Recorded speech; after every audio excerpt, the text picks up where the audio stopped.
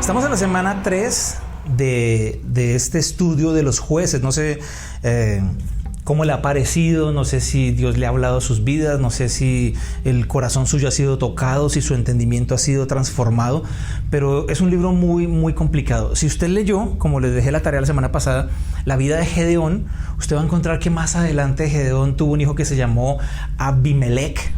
Y Gedeón tuvo concubina, y Gedeón tuvo hijos, y Abimelech mató a 69 de sus hermanos. Es una historia loca. Abimelech mató 69 de sus hermanos y luego a él lo mataron. O sea, la historia de verdad del libro de los jueces es una historia muy, muy, muy pesada. Y hoy vamos en el knockout o tapau, que es como la palabra de la violencia que se enfrenta este libro de los jueces. Y hoy vamos a hablar del capítulo 10 del libro de los jueces. Les voy a leer un pedacito y luego se conectan ustedes ahí. Después de la muerte de Abimelech, que es el hijo de Gedeón, Tolá, hijo de Puá, hijo de Dodo, fue el siguiente en rescatar a Israel. Él era de la tribu de Isaacar, pero vivía en el pueblo de Shamir, en la región montañosa de Efraín. Juzgó a Israel durante 23 años. Cuando murió fue enterrado en Shamir. Jair se convierte en juez de Israel. Después de la muerte de Tolá, Jair de Galaad juzgó a Israel durante 22 años. Sus 30 hijos cabalgaron sobre 30 asnos y poseyeron 30 ciudades en la tierra de Galaad, que todavía se llaman las ciudades de Jair. Cuando Jair murió, fue sepultado en Camón. Los amonitas comienzan a oprimir a Israel. Entonces, ¿qué tiene que ver esto? Que se dan cuenta ustedes que viene el uno, viene el otro. Pero de estos jueces que relatan allí, hay dos. No habla mucho el libro. Solamente dice que uno tuvo 30 hijos y que andaban en 30 burros. Eso fue lo más grandioso que hicieron. ¿Y qué hizo usted en su vida? Pues tuve 30 hijos y mis hijos cada uno tenía un burro. Y conquistó cada uno una ciudad. Y ya, encontramos eso. Entonces, ¿por qué todo está en la palabra? Porque Dios quiere que nosotros entendamos y aprendamos de lo que vemos allí, del Antiguo Testamento.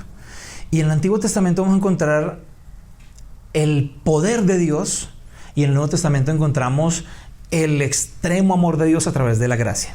Quiero que me acompañen en la pantalla. Vamos a leer ahora capítulo 10, versículo 6. Una vez más. ¿Se acuerdan que les dije que vamos a encontrar eso todas las veces en el libro de jueces? Y creo que a lo largo del Antiguo Testamento. Una vez más, los israelitas hicieron lo que le gusta, lo que le encanta, lo que Dios ama que hagan. No, ¿qué hicieron? Lo malo. Una vez más, los israelitas hicieron lo malo a los ojos del Señor. Sirvieron a las imágenes de Baal y Astoret y a los dioses de Aram, de Sidón, de Moab, de Amón y de Filistea. Aquí hay dos dioses importantes que son muy conocidos y muy hablados, que son Baal y Astoret. Baal era el dios de la lluvia. Entonces era el dios que invocaban los cananeos para que bendijera y lloviera para los cultivos. Y Astoret, tiene otro nombre pero se me va. Astoret es la diosa del amor, de la fertilidad. Entonces a ella invocaban, a ella adoraban para poder ser reproductivos y tener hijos. Entonces miren que el pueblo de Israel comenzó a adorar a ese dios Baal, a Astoret, a los dioses de Aram, de Sidón, de Moab, de Amón y de Filistea. Abandonaron al Señor y dejaron de servirle por completo. Por completo, o sea, no volvieron a caminar con Dios para nada. Entonces el Señor ardió de enojo contra los israelitas y los entregó en manos de los filisteos y los amonitas, quienes comenzaron a oprimirlos ese mismo año. Durante 18 años, imagínense los tiempos, durante 18 años oprimieron a los israelitas que vivían al oriente del río Jordán, en la tierra de amorreos, es decir, Galaad. Los amonitas también cruzaron al lado occidental del Jordán y atacaron a Judá, a Benjamín y a Efraín. Los israelitas estaban muy angustiados. Finalmente, usted lee esto y entiende y dice, pero es que qué cortos de entendimiento, ¿no? Finalmente clamaron al Señor por ayuda y dijeron, hemos pecado contra ti porque te hemos abandonado como nuestro Dios para servir a las imágenes de Baal. A lo cual el Señor respondió: ¿acaso no los rescaté yo de los egipcios, los amorreos, los amonitas, los filisteos, los sidonios, los amalecitas y los maonitas y todos los pueblitos feitos de esos? Cuando ellos los oprimían, ustedes clamaban a mí por ayuda y yo los rescataba. Sin embargo, ustedes me abandonaron y sirvieron a otros dioses, así que ya no los rescataré más. Vayan a clamar a los dioses que han escogido, que los rescaten ellos de ese momento de angustia. Pero los israelitas rogaron al Señor diciendo: hemos pecado, castíganos como bien te parezca, pero rescátanos hoy de nuestros enemigos. Entonces los israelitas dejaron los dioses ajenos para servir al Señor, y Él se entristeció a causa del sufrimiento que experimentaban. ¿Qué patrón encuentra usted en esto? Comienzan a apartarse de Dios, comienzan a mezclarse con dioses ajenos, con dioses paganos, y cuando uno se empieza a mezclar y a mezclar y mezclar, llega un punto en que no se acuerda en dónde estaba. Es como cuando uno se pierde en el bosque. Usted se comienza a alejar, y cuando menos se dio cuenta, o en el momento menos pensado, usted dice: ya me perdí. Y no hay forma de regresar porque usted está perdido. Y para poderse uno reubicar, tiene que entender que está perdido y decidir volver. Pero si usted está perdido y sigue de terco y obstinado a buscar su camino a la manera que usted lo quiera buscar, va a seguir perdido. Y eso es lo que le pasa al pueblo de Israel. Ellos comienzan a adorar a otros dioses, se apartan del Señor y ya no le volvieron a servir. Es más, se olvidaron de Dios. Es como el hijo que se va de su casa, se comienza a juntar con amigos no agradables, comienza a caminar con personas que no le conviene, comienza a meterse en cosas que no debe meterse, y luego se va de la casa y ya no está en su casa, y un día se olvidó que tenía familia. ¿Sí es lógico lo que estoy diciendo? Y entonces ellos, que cuando se dan cuenta, después de 18 años, el Señor se llenó de ira, dice, y dijo: pues entonces háganlo, que hagan con ellos lo que sea. Es decir, el papá le dice al hijo que se va de la casa: pues mi hijo, yo ya hice por usted lo que podía, así que vaya y enfrente la vida. Y ya. Y lo sacó de su casa y se fue, y ya, lo dejó que haga lo que fuera. Pasan 18 años el pueblo siendo oprimido, cuando finalmente se acordaron de Dios. El hijo se acuerda que tiene un papá que tiene una casa y dice: mejor voy a regresar. Y aún así el Señor está molesto y dice: no, vaya y pídale a sus amiguitos que les ayuden. Vaya, pídale a los dioses que han estado ustedes invocando que los saquen de los problemas, que los liberen de sus enemigos. ¿No se acuerdan que yo fui quien los liberó a ustedes? Entonces, este libro o esta parte nos da a entender, y vamos a hablar hoy de una palabra que es muy conocida, y es acerca del temor a Dios. Y tenerle temor a Dios no es tenerle miedo a Dios. El temor es una cosa y el miedo es otra. Miren, yo no quisiera nunca que la ira del Señor se levantara contra mí. Porque eso sí es de tenerle miedo. Eso sí es de tenerle miedo. El temor a Dios significa el respeto que tenemos por Dios. Tener temor de Dios es actuar de la manera que Dios quiere que nosotros actuemos, entendiendo lo que Él quiere que nosotros hagamos, sabiendo que es para el bien de nosotros mismos. Pero cuando usted no quiere hacer eso, y lo decíamos hace 8 días, la diferencia entre impío e inicuo, cuando usted comienza a vivir de una manera inicua, o sea, con iniquidad en su vida, usted está viviendo como le parece. Y está diciendo: ¿sabes qué, Dios? A mí no me interesas. Y cuando usted hace eso, el Señor entonces se llena de ira contra usted y dice: ¿sabes qué? Yo quito mi bendición de tu vida. Si lo vemos sobre Sansón falló muchas veces y el Señor quitó su bendición de su vida y fue entregado a los filisteos. Si usted lo ve sobre el rey Saúl se quitó la bendición de la vida del Señor, se apartó el espíritu del Señor de la vida de Saúl porque Saúl desobedeció. Y ahí comenzó a irle de mal en peor.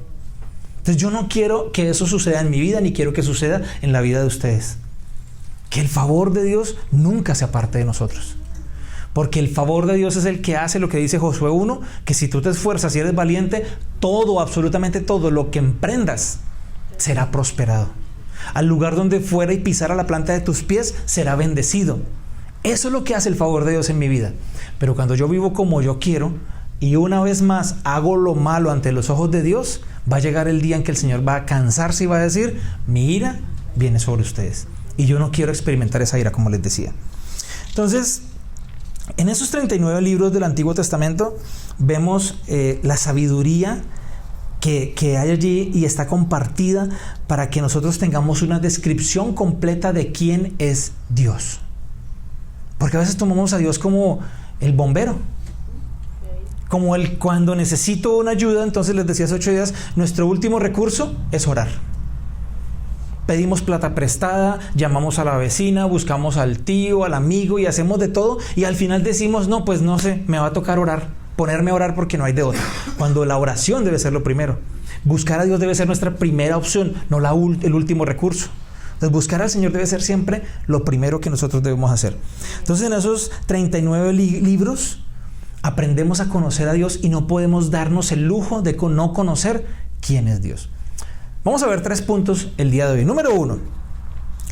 Decimos que tememos al Señor, pero ¿en verdad lo hacemos?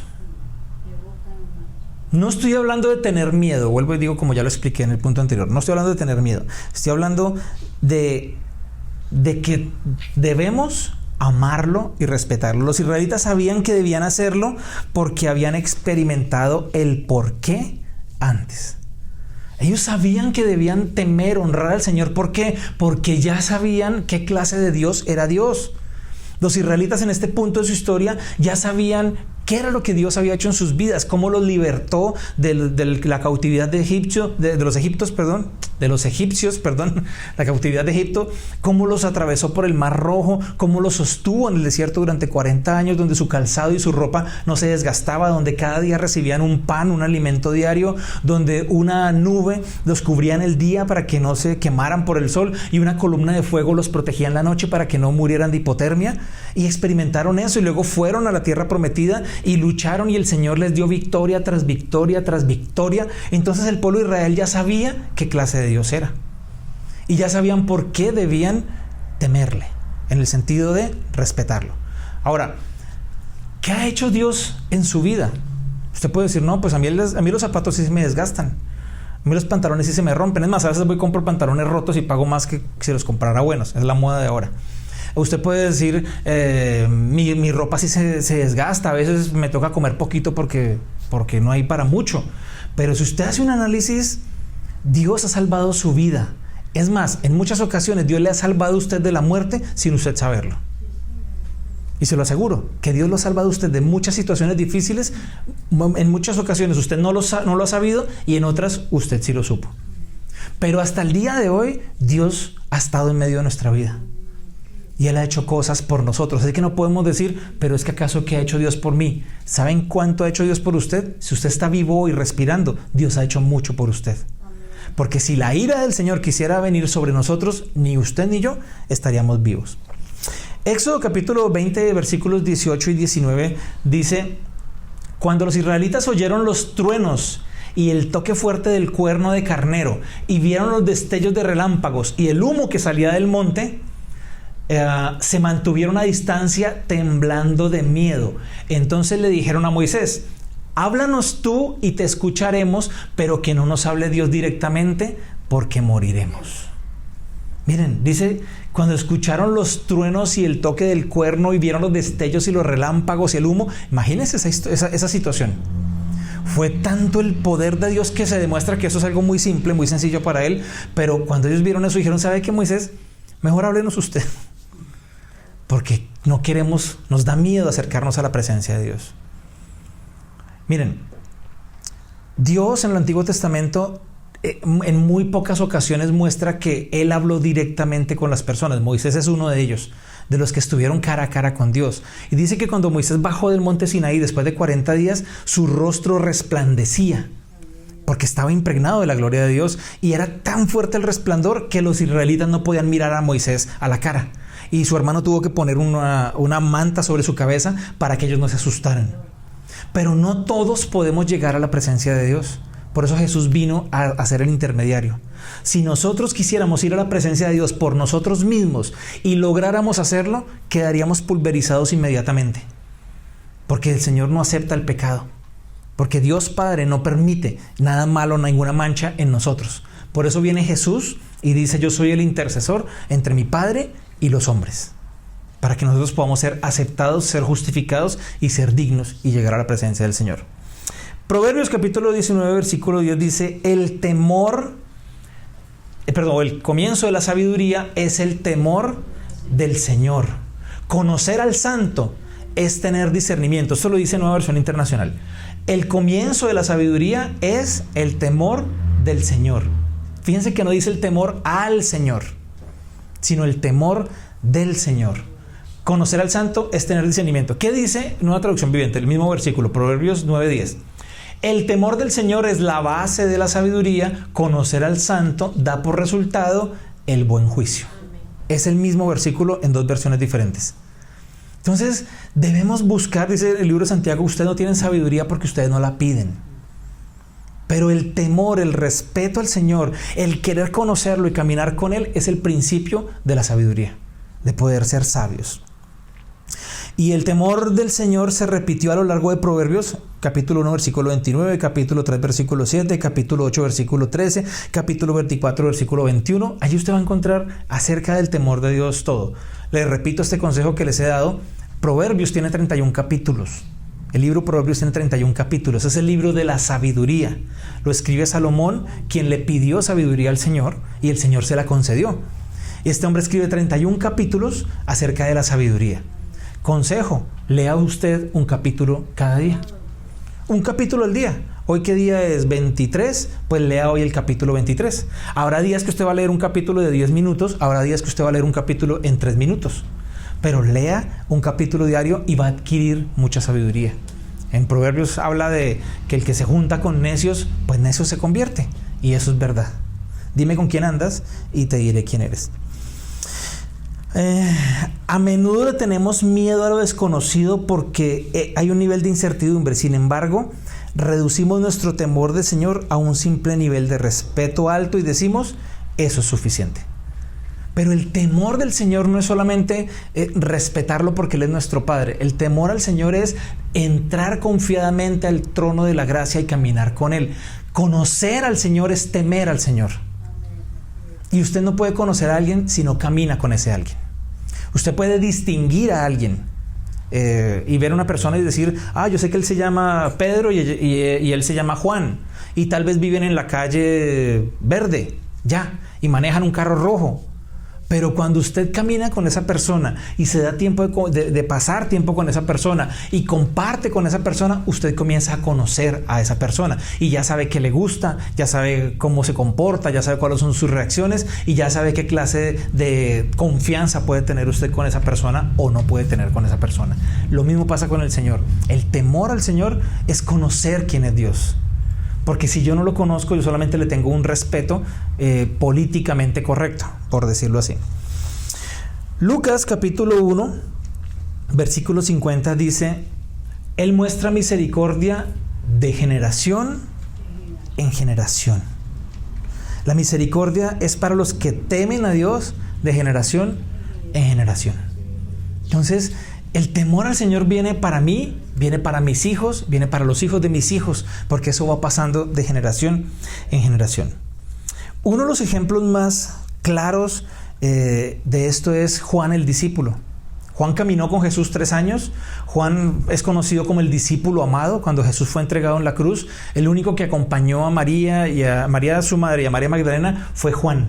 Fue el único que se quedó ahí mirando al Señor y apoyando al Señor de todos los 12 discípulos. Obviamente Judas estaba colgando, pero los otros 11 empezaron a correr. Usted sabe, Pedro lo negó 3 veces y los demás se desaparecieron. Juan fue el único que quedó. Juan es conocido como el discípulo amado.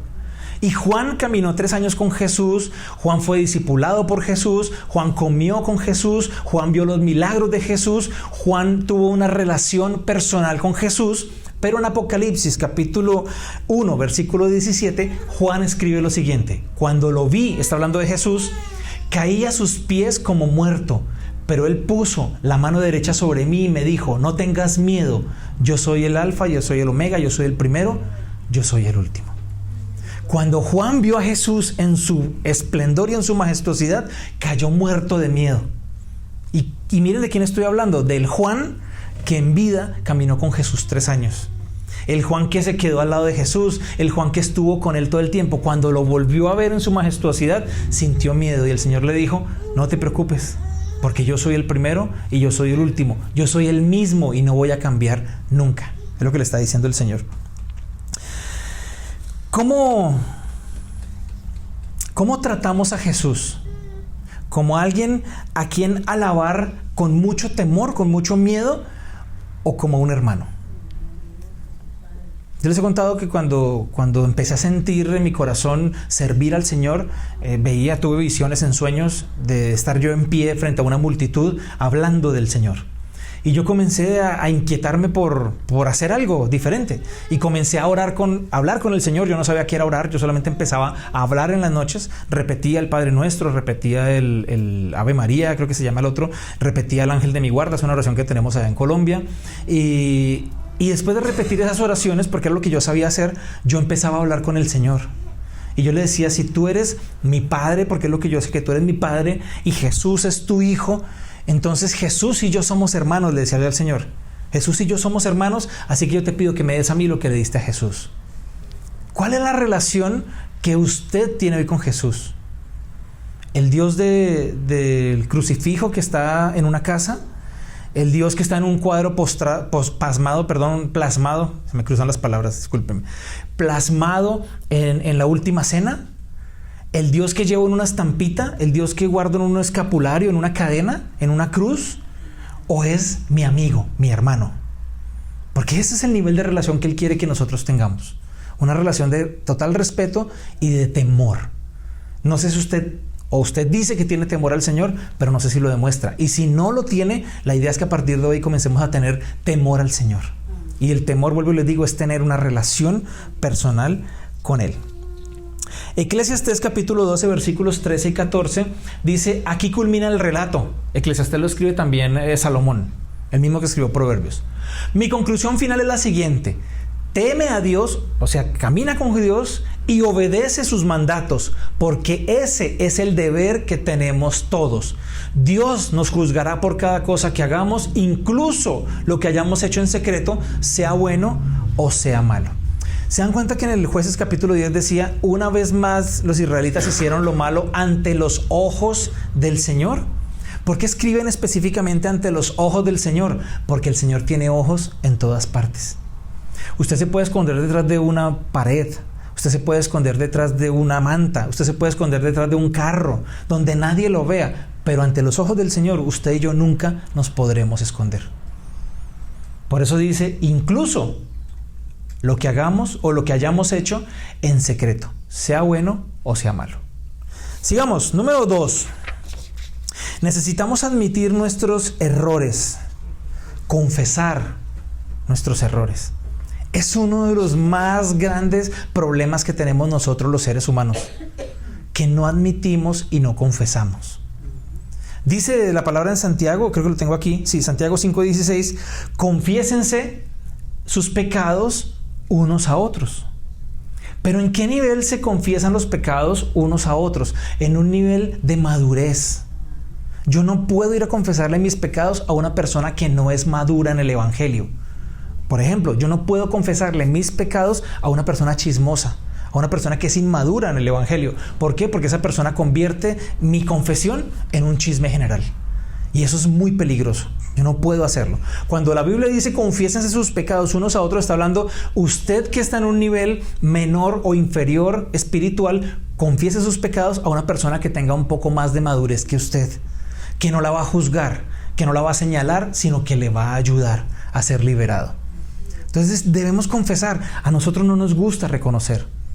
Muchas personas les gusta quedarse callados y mantener siempre una imagen de perfección, una imagen de buena persona, una imagen de que soy correcto, porque es que donde sepan que yo hago esto, pierdo la identidad que he logrado alcanzar, pierdo mi goodwill, pierdo mi buen nombre. Pero la Biblia dice que nosotros debemos confesar nuestros pecados, admitir nuestros errores. Proverbios 28:13 dice que las personas que encubren sus pecados no prosperarán. Pero si los confiesan y se apartan de ellos o los abandonan, recibirán misericordia. El que encubre su pecado no prosperará. Y ahora, quiero aclarar esto.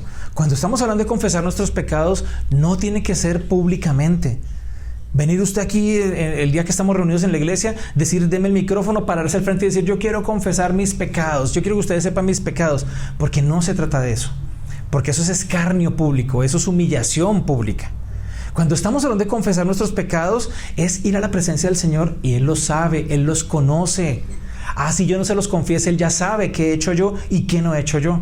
Cuando hablamos de confesar es decirle, Señor, yo reconozco que tengo fallas en esta área, yo reconozco que estoy cometiendo este error, por favor, ayúdame. Y quiero apartarme de ellos. No quiero seguir en esto. Donde trabajo llegó un muchacho hace poco y el muchacho fuma. Y llegó allá y pues yo sí lo vi que fumaba y sentíamos el olor a cigarrillo en la bodega, y en la bodega nadie fuma. Entonces un día salió y me dice, ¿quién quiere cigarrillo? Fuma. Le dije, no, yo no fumo. El otro que trabaja conmigo dijo, no, yo tampoco fumo. Y él salió. Entonces cuando él entró yo le dije, no, ¿sabe que yo también fumé hace muchos años, pero dejé de fumar? Me dijo, ¿por qué? Yo le dije, porque me di cuenta que mi boca olía a cenicero y entonces la gente no se me acercaba. Él se rió y después me dijo, ¿sabe qué? Pues sí, usted tiene razón, yo para qué me voy a poner a fumar. Si aquí nadie fuma, pues los voy a incomodar, voy a dejar de fumar. Y se apartó inmediatamente y no volvió a fumar. Y lleva ya un mes ahí trabajando conmigo y realmente no lo he vuelto a ver. Ni siquiera compró cigarrillos. Para algunas personas es fácil, para otras es difícil. Dejar la adicción a lo que sea es difícil. Dejar la adicción a las novelas, dejar la adicción al chisme, dejar la adicción al deporte, dejar la adicción al sexo, dejar la adicción a las drogas, al alcohol, al cigarrillo. Dejar las adicciones y los malos hábitos es difícil, no es fácil. De pronto para usted es fácil como este muchacho y dice, ¿sabe qué? No voy a volver a comer más de lo que debo comer. Y simplemente comió lo que tenía que comer. O ¿sabe qué? No voy a volver a tomar alcohol. Y no lo volvió a hacer. Pero es difícil, no es tan fácil. La Biblia, ¿qué dice? El que encubre su pecado no prospera.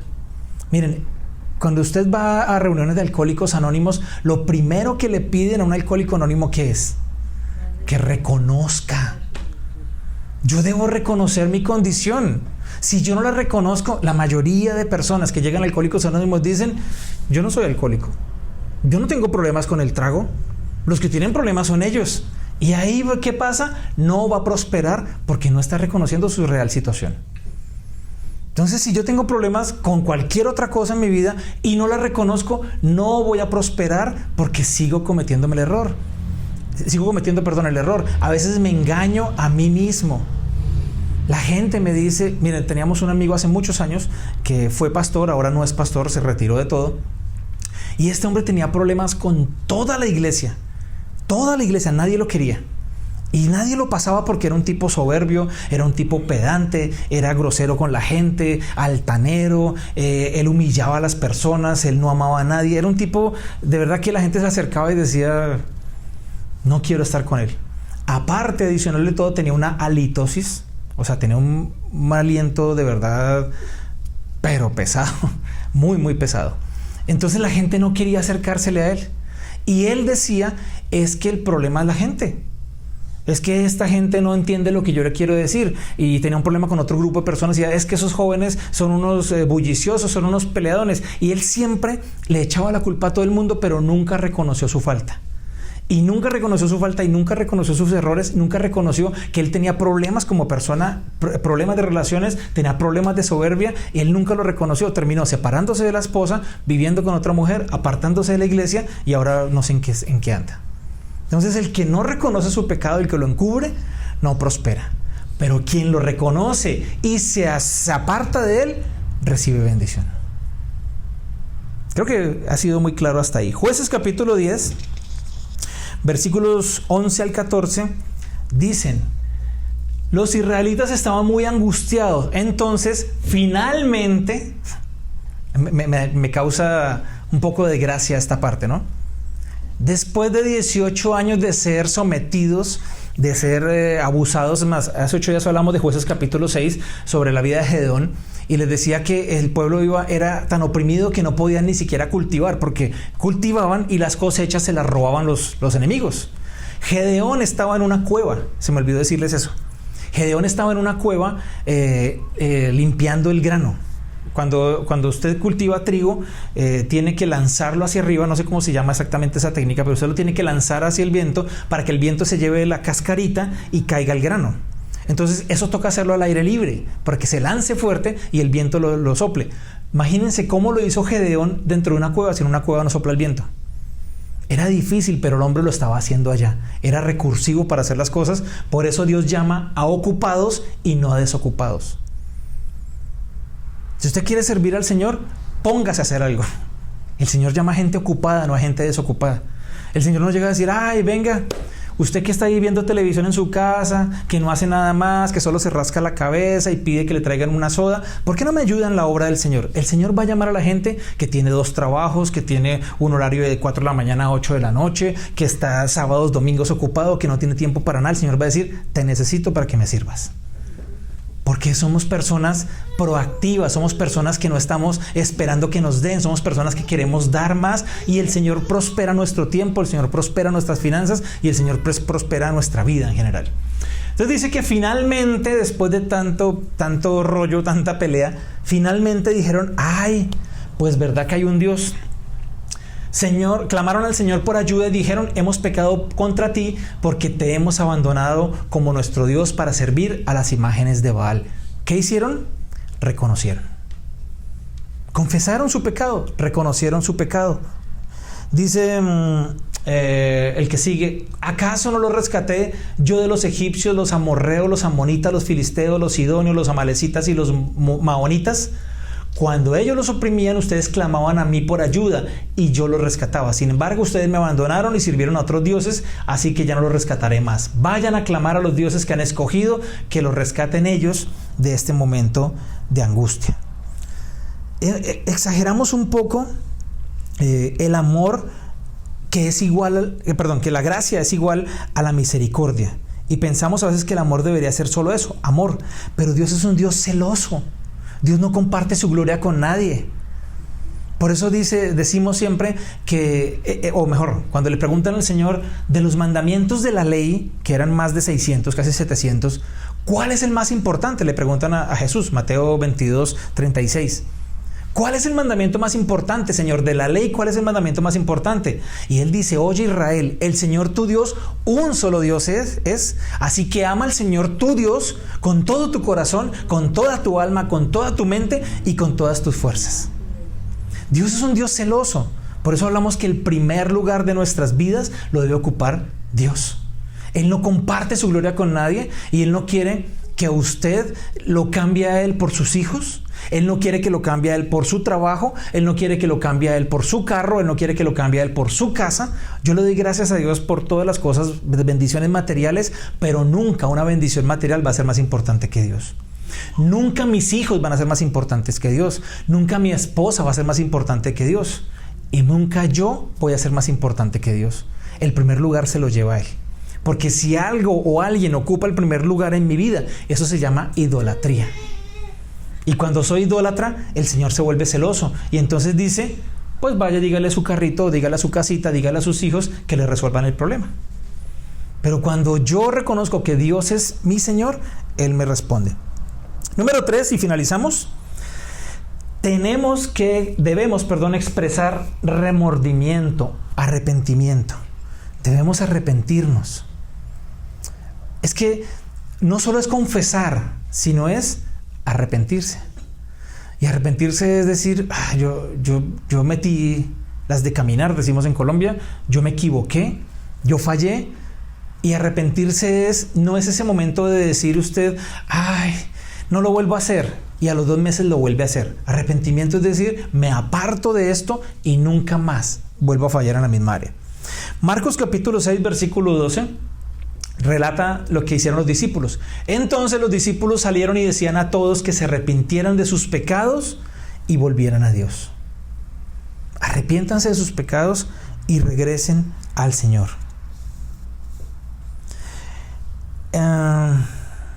Ese nivel de remordimiento, que es un arrepentimiento verdadero, va a hacer que nuestra vida cambie, porque reduce la influencia pecaminosa que tenemos en nuestra vida. Miren, por eso dice Romanos 12:2 que nosotros vamos a ser transformados Pero ¿cómo vamos a ser transformados? Mediante la renovación de mi entendimiento.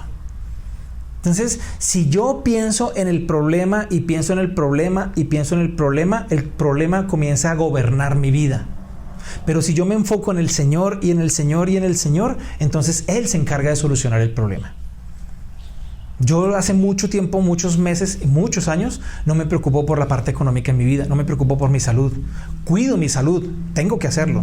Pero no estoy preocupado ni pendiente de, ay, ahora viene el recibo, viene el bill de esto, tengo que pagar lo otro. Ay, Señor, ¿de dónde va a salir? ¿De dónde vendrá? Hay amenazas y noticias que va a haber una recesión, una gran recesión económica, una gran recesión mundial, y la gente anda preocupada por eso. Yo no me preocupo, porque he aprendido, como dijo Pablo, a vivir en lo poco y a vivir en lo mucho. Y con lo poco estoy satisfecho y con lo mucho estoy satisfecho.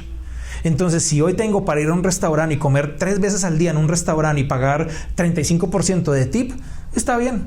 Pero si mañana tengo que preparar en mi casa frijol y arroz, pues voy a estar bien también. No importa, porque no dependo de las circunstancias, sino estoy confiando y dependiendo del Señor. Hechos capítulo 3, versículo 19, dice: ahora pues, arrepiéntanse de sus pecados y vuelvan a Dios. ¿Para qué? Esto es muy importante. Arrepiéntanse de sus pecados y vuelvan a Dios. ¿Para qué? Para que sus pecados sean borrados. El enemigo, lo llama la Biblia Satanás, es especialista en recordarnos nuestro pasado. Usted comete un error, usted falla, se arrepiente, vuelve a Dios, su pecado es borrado y perdonado. No se le va a juzgar por eso. Cuando usted se arrepiente y borra y comienza un nuevo ciclo con el Señor, no se le va a juzgar por eso. Pero el enemigo es el que está diciendo: ¿para qué le cree a su esposo si ya le fue infiel 2 veces? Ese va a seguir en la misma. ¿Para qué dice que va a dejar de tomar trago si usted es débil y va a volver a caer? Y le está recordando todo el tiempo.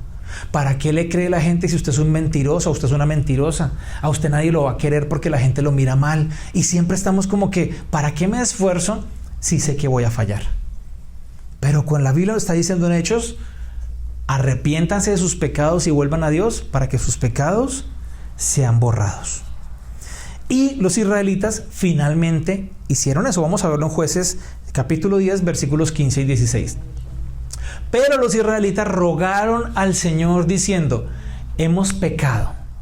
Castíganos como bien te parezca, pero rescátanos hoy de nuestros enemigos. Entonces los israelitas dejaron los dioses ajenos para servir al Señor. ¿Sí se dan cuenta? Se arrepintieron. Señor, ok, reconocemos, hemos fallado. Castíganos como a ti bien te parezca. Rescátanos de nuestros enemigos, libéranos de la situación que estamos, y dejaron de servir a los dioses ajenos. Entonces yo no puedo decirle al Señor, no sé, pongamos un ejemplo, el alcoholismo. Señor, ayúdame a salir de este problema. Yo tengo un problema con la bebida, tengo un problema con el alcohol, me arrepiento de eso, pero sigo chupando. Sigo comprando trago, sigo buscando momentos para tomar. Lo que tengo que hacer es apartarme de eso, dejarlo totalmente, y el Señor me va a restaurar. Por eso dice: ellos se apartaron, dejaron de servir a los dioses ajenos. ¿Para qué? Para servir al Señor. Entonces, ¿dónde estamos en el proceso hoy? ¿Realmente estamos temiendo al Señor? ¿Hemos confesado nuestros errores a Él y de pronto, o en algunas ocasiones, a los demás? ¿Nos hemos arrepentido de nuestros errores? ¿Nos hemos acercado más a Dios y estamos más lejos de la influencia del pecado? Si no logramos hacer todas estas cosas, ya sabemos cuál va a ser la consecuencia. Y una vez más, el pueblo de Israel hizo lo que era malo ante los ojos del Señor. Y una vez más el Señor se apartó de ellos. Y una vez más fueron entregados a sus propias pasiones. Y una vez más cayeron hacia abajo. ¿Qué tenemos que hacer, o cuál es la enseñanza del día de hoy en esta palabra? Reconocer nuestros errores, confesarlos al Señor. Si debo confesarlos con alguien más, confesarlos, admitirlos, reconocerlos, apartarme de ellos, y entonces recibiré misericordia. Y entonces caminaré en libertad. Y entonces levantaré la frente. Les decía hace 8 días que vi la serie de, ya se me olvidó el nombre, Hammond, Hammer, bueno, no sé, uno está en las plataformas digitales. Este hombre que asesinó a 17 hombres, los mató, hombres y niños, en su casa, y él quería hacer zombies. Una persona que estaba un poco mal. No fue abusado, no fue violado, no fue maltratado, un hogar normal, sus papás simplemente se separaron, y él decía: yo sentía hacer el mal. Al final de la historia, él ve a un hombre que se va a morir, y lo entrevistaron a otro asesino y lo iban a inyectar, y el hombre dice: yo acepté a Cristo en mi corazón y yo hoy estoy tranquilo, yo hoy estoy libre, yo estoy feliz, y yo sí me arrepiento de todo lo que hice, pero Cristo me ha dado una paz que no puedo explicar. Y este hombre sintió y dijo: yo también quiero eso. Y buscó un capellán, se bautizó, recibió a Cristo en su corazón, y él caminaba y decía: yo sí me arrepiento de todo lo malo que hice, yo confesé todo lo que hice y ahora estoy feliz. Y otro hombre cristiano decía que sentía la voz de Dios, que tenía que matarlo. Y el hombre pasó toda la noche orando y diciendo: Señor, muéstrame tu voluntad, revélame tu voluntad y yo haré lo que tú quieras hacer. Y según él, la voluntad de Dios fue revelada y él lo mató a golpes, al otro muchacho. Pero el asunto es, claro, si yo soy parte de las víctimas, ¿cómo Dios va a perdonar a este salvaje que picó, trituró a mi hijo, que lo mató, que abusó de él, que tantas cosas que le hizo? ¿Cómo lo voy a perdonar? Pero si yo confieso mis pecados, me arrepiento y me aparto de ellos, recibo misericordia. Y eso se trata. No importa lo que hayamos hecho, el Señor nos ayuda y nos va a ayudar. Señor, en la mañana de hoy te damos gracias por la palabra que tú has traído a nuestras vidas. Gracias porque tú hablas directamente a nuestros corazones. Gracias porque esta palabra, este mensaje lo necesitábamos. Y Señor, no queremos ser como el pueblo de Israel, que cada vez hacía lo que no te gustaba a ti, que cada vez cometía los errores y se regresaba a su pasado. Ayúdanos, Señor, a confesar las fallas, las faltas que tenemos, a apartarnos de ellos, y por favor, Señor, ten misericordia de nosotros. Queremos que tu favor y tu misericordia nos acompañen cada día. Queremos caminar contigo cada día, queremos obedecerte, queremos agradarte, queremos ser un sacrificio vivo ante ti, como lo dice en el libro de Romanos. Queremos estar obedeciendo tus mandatos, Señor, y ayúdanos a hacer lo que tú quieres que en este momento, en esta generación, nosotros hagamos. No queremos ser consumidores de tu palabra, sino queremos ser colaboradores de tu reino, la edificación de tu reino aquí en la tierra. Así que, Señor, úsanos así como somos.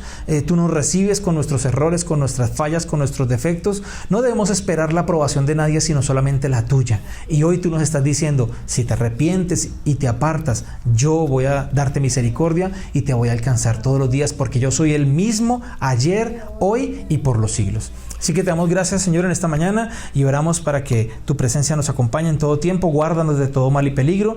Bendice lo que hagamos, lo que estemos emprendiendo, Señor, porque queremos que sea para tu gloria, para tu honra y tu alabanza. En el nombre poderoso de Jesús oramos. Amén y amén.